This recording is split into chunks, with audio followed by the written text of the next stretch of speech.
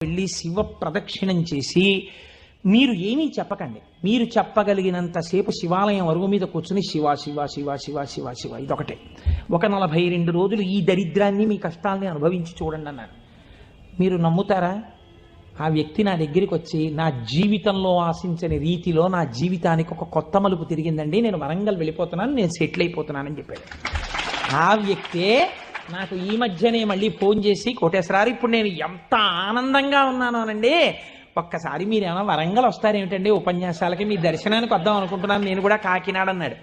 అయ్యా మీరు ఎప్పుడైనా కాకినాడ ఇప్పుడు అక్కర్లేదు, ఎప్పుడో తర్వాత వద్దురు కానీ నేను వరంగల్ ఇప్పుడు మాత్రం రావట్లేదు, నేను వరంగల్ వస్తే చెప్తాను, అప్పుడు మీరు నా దగ్గరికి వద్దురు కానీ తప్పకుండా దర్శనానికి అన్నాడు.